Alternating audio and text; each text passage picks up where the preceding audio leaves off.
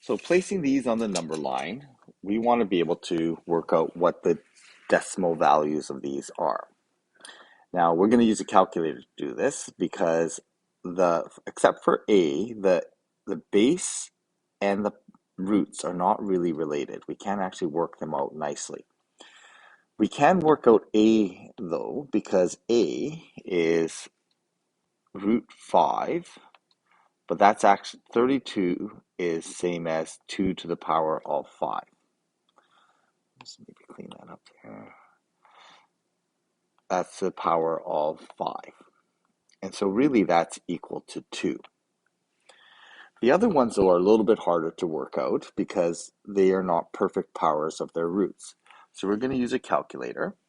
And using a calculator, the cube root of 10 gives us 2.15.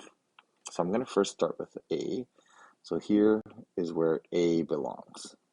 Okay, that's going to be the fifth root of 32. For B, 2.15, okay, it's maybe somewhere around, put that right about there. Okay, so that's going to be the cube root of 10, which is about 2.15. The square root of 7, if I put it into a calculator, we get 2.645, so I'm round that to 65, so 2.65, maybe somewhere around there. And so we're going to get C, which is 7 to the power 1/2. This was B here. And then for D, when we work this out on the calculator, D works out to be 4 point, so this is going to be the fourth root of 27, which is about 4 point, so actually that's wrong. The fourth root of 27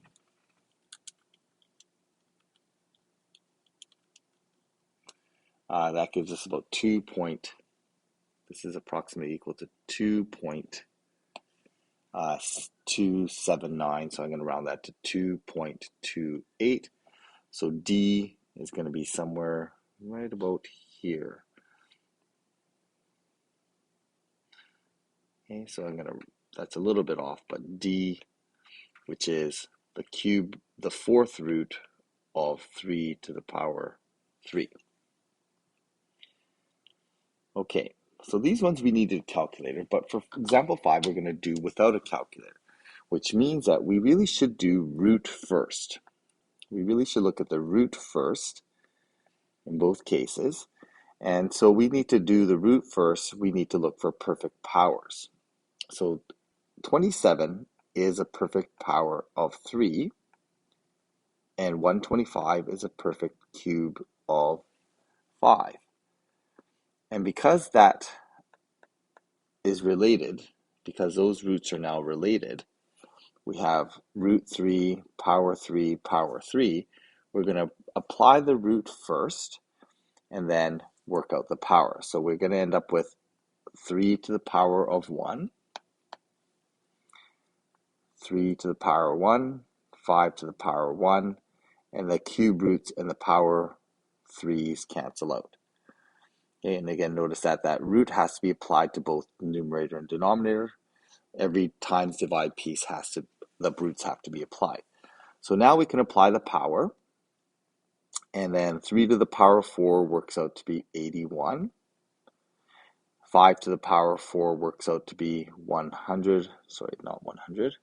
It's going to be 625. Okay, so if you know that, that's great. If you don't, then you're going to have to multiply that out to get to the 625.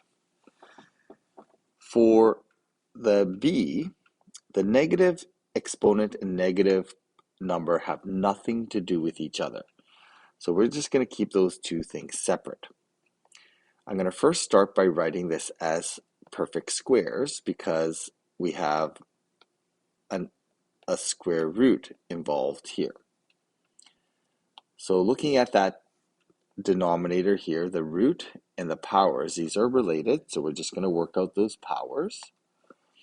Again, the negative has nothing to do with this. So this is going to be the square and the square root are going to cancel out. So I'm just going to end up with 8 to the power 1, 5 to the power 1, and then negative power 3. Again, the negative power and negative root have nothing to do with each other. That negative is going to flip the fraction. I'm just going to leave it like that. That negative is going to flip the fraction and give us a fraction of 5 over 8. Okay, that negative is going to make the numerator divide and the denominator times. So once we've done that, we can now apply the power of 3. So I get 125. Okay, 8 times 8 times 8, that's going to be 512. Okay, again, those numbers, if you're not sure about, you may have to hand multiply them out. I would expect you to be able to multiply 8 times 8 times 8 to get that result of 512. Some of you may know that power, but even if you don't, you would have to multiply that out yourself.